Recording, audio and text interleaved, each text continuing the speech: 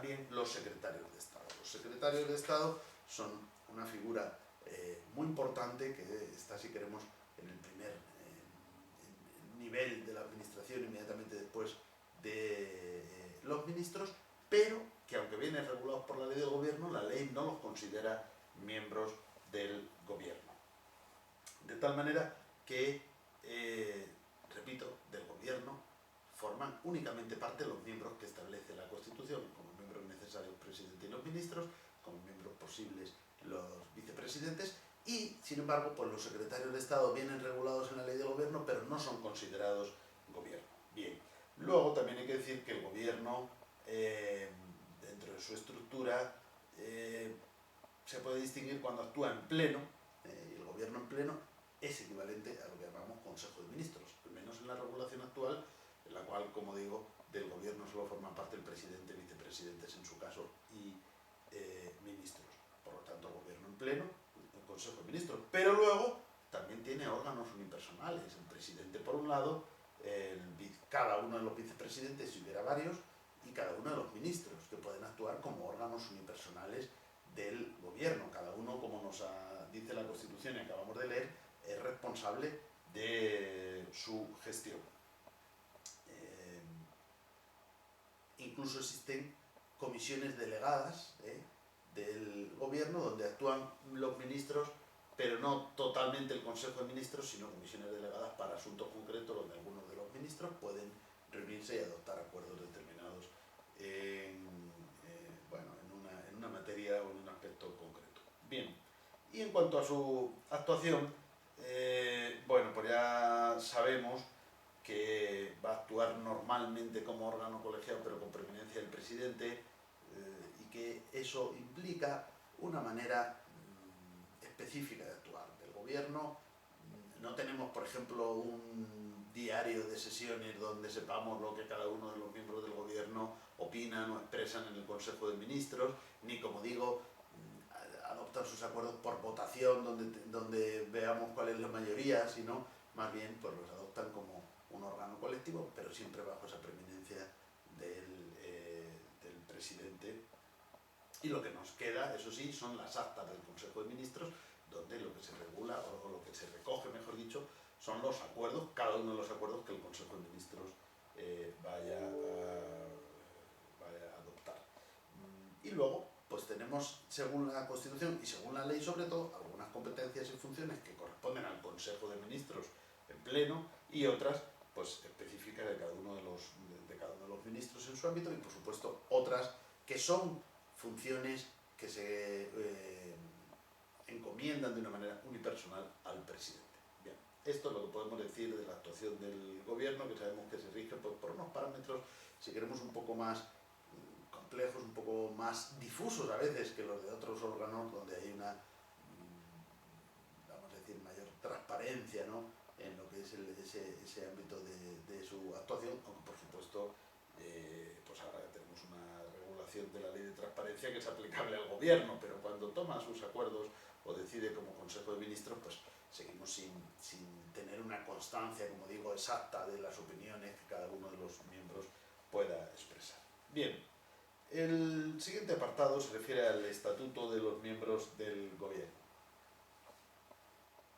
El estatuto de los miembros del gobierno tiene una base constitucional, pero luego pues viene regulado también por la ley. La base constitucional está en el propio artículo 98, que contiene estipulaciones relativas a la incompatibilidad y al fuero especial.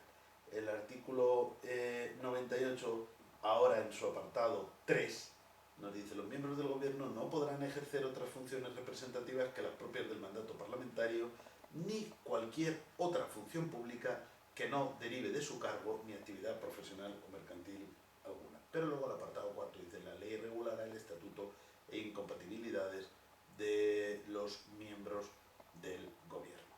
Bien, por lo tanto tenemos una regulación constitucional de la incompatibilidad que es absolutamente estricta, porque vemos que deja muy poco ámbito al posible ejercicio de actividades compatibles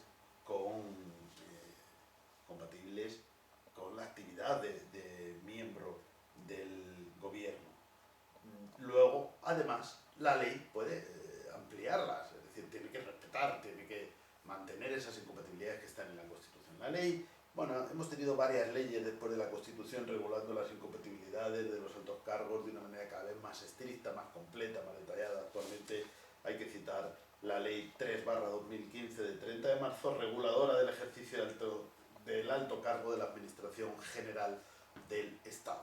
No solamente es aplicable a los miembros del gobierno, sino también a los altos cargos de la Administración, a los que luego nos referiremos, y con mayor detalle pues regula, como digo, ese régimen de incompatibilidades que es muy estricto. Prácticamente esta actividad pues va a ser incompatible con cualquier otro tipo de actividad, por supuesto dentro del sector público, o también incluso pues con actividades privadas que tengan un carácter, como hemos visto, mercantil, ¿no? Bueno, esto es para garantizar la neutralidad y la independencia de los miembros del gobierno y también la transparencia. Pero dentro del estatuto constitucional y también legal de los miembros del gobierno hay que añadir otro rasgo, además de de la incompatibilidad, que es el del fuero especial. Este viene regulado en el artículo 102 de la Constitución. La responsabilidad criminal del presidente y de los demás miembros del gobierno será exigible, en su caso, ante la Sala de lo Penal del Tribunal Supremo.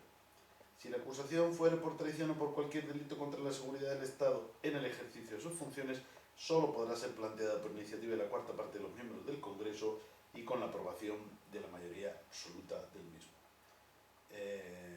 Apartado tercero, la prerrogativa real de gracia no será aplicable a ninguno de los supuestos del presente artículo. Por lo tanto, vemos que los miembros del gobierno son también aforados. Ahora que está en el debate político la cuestión de si deben mantenerse o suprimirse los aforados, ya sabíamos que tienen fuero especial los miembros del Congreso y del Senado, porque lo hemos visto en el tema correspondiente, pues ahora vemos que también lo tienen los miembros del gobierno, el presidente y los demás miembros del gobierno, en el ámbito exclusivamente penal, es decir, las responsabilidades penales, pero aquí la única peculiaridad es que va a conocer la Sala de lo Penal del Tribunal Supremo, por tanto, fuero especial. No se predica en la Constitución una especie de inmunidad o de inviolabilidad como para los diputados o senadores, y lo único que hay es una necesaria autorización del Congreso, y también que la propia acusación tiene que provenir de una parte del Congreso, como hemos leído, de la cuarta parte de los miembros del Congreso, pero no para todos los delitos, no para todo tipo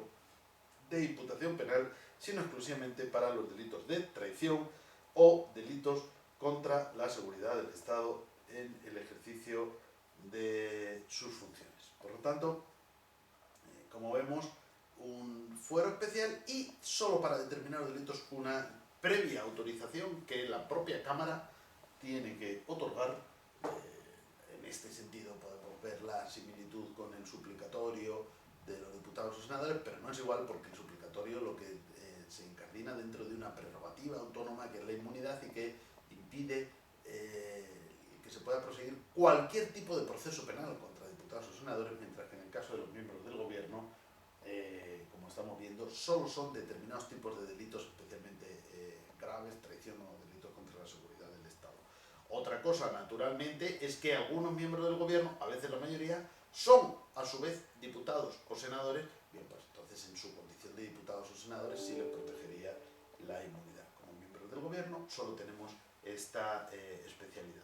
Luego también las leyes procesales establecen algún tipo de régimen o situaciones especiales en cuanto a cuando tengan que prestar declaración los miembros del gobierno, etcétera, etcétera, ¿no? También les encomiendan algunos deberes específicos, como los de guardar los secretos oficiales, ¿no? Pero bueno, básicamente estas serían las dos notas fundamentales, los dos pilares del Estatuto Constitucional de los miembros del gobierno. Con lo cual podemos pasar al siguiente aspecto, que sería el de la formación y cese del gobierno.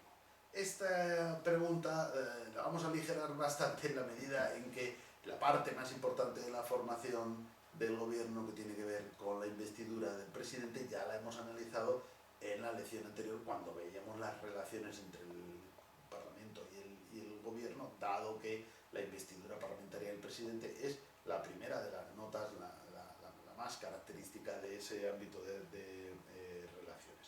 Por lo tanto, toda esa parte la vamos a mencionar solamente, de tal manera que nos vamos a centrar solo en los supuestos de formación de gobierno y en los supuestos de cese, que más o menos pues también los hemos mencionado, pero vamos a recapitular aquí.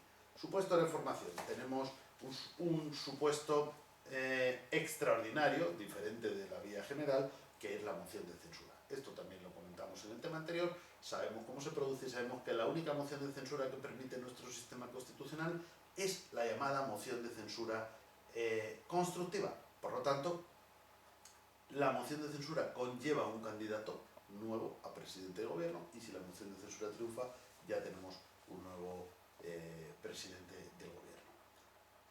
Es un procedimiento de investidura y por lo tanto es un supuesto extraordinario de formación de un nuevo gobierno. A partir de ahí, como en los demás casos, el presidente nombrará a los ministros. Los supuestos ordinarios son aquellos que van a seguir el procedimiento del artículo 99. El procedimiento del artículo 99 es el que explicamos en la lección anterior y que no vamos a repetir ahora. Comienza con las consultas del rey a los representantes de los grupos parlamentarios, y a partir de ahí el rey hace una propuesta que se somete a votación, primera votación mayoría absoluta, segunda votación mayoría simple, si no se obtiene ninguna de las dos mayorías, sucesivas propuestas, y después de estas sucesivas propuestas, en un plazo de 2 meses desde la primera votación de investidura, si ninguna hubiera obtenido mayoría absoluta o mayoría simple en segunda votación, disolución. Bien, lo he recordado sintéticamente. ¿Cuándo se va a seguir? Siempre que haya elecciones generales, cuando haya una pérdida de la cuestión de confianza que haya interpuesto el propio presidente, o en los supuestos de dimisión o de fallecimiento del presidente, porque si dimite o fallece alguno de los ministros, simplemente es sustituido. Bien, por lo tanto, esos son los supuestos de formación del gobierno. A partir de ahí se va a determinar, bien sea por la vía extraordinaria de la moción de censura, bien sea por la vía o las vías ordinarias que hemos mencionado, se va a investir a un nuevo presidente del gobierno, y lo que nos queda añadir es que una vez que tenemos presidente del gobierno, la formación del resto del gobierno, es decir, de los vicepresidentes en su caso y de los ministros, va a ser mediante el nombramiento que va a llevar a cabo el rey,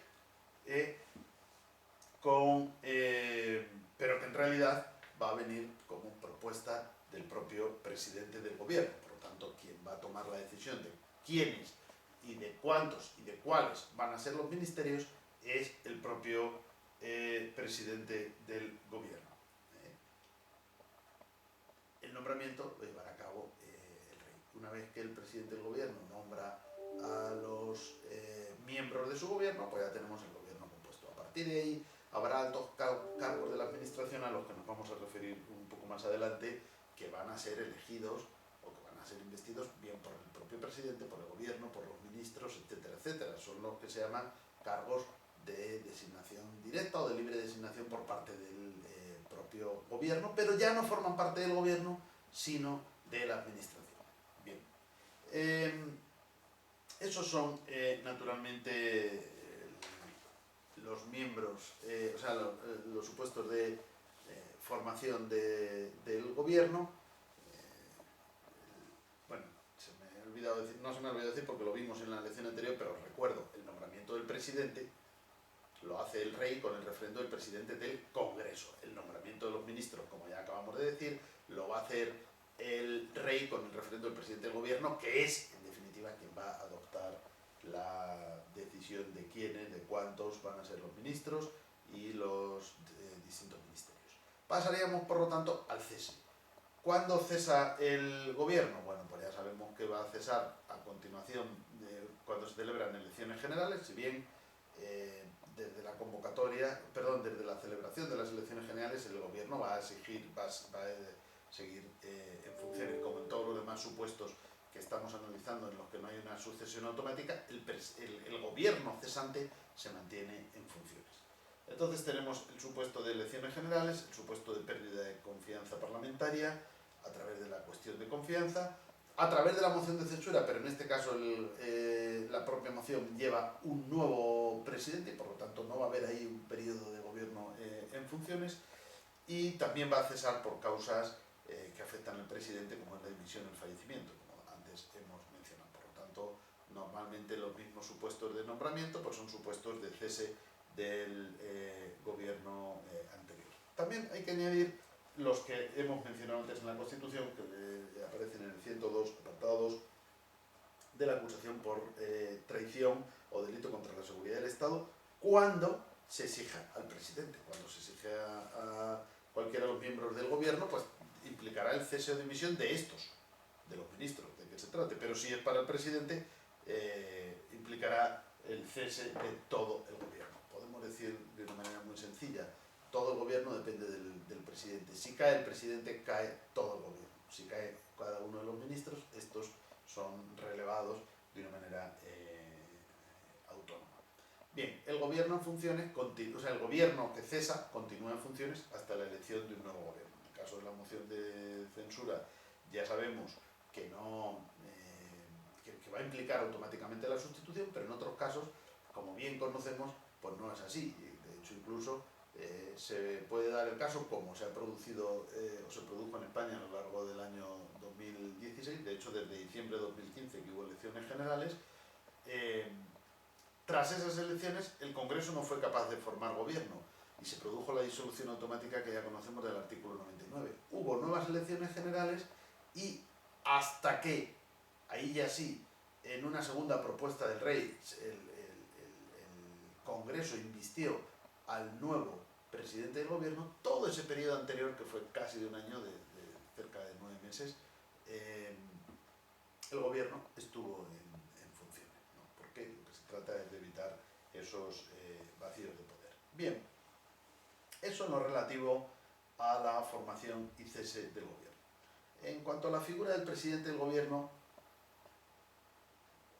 podemos decir que, como ya se deduce de lo que hemos venido explicando, el presidente del gobierno ocupa una posición de preeminencia dentro de un órgano colegiado. No es un primus inter pares, esta expresión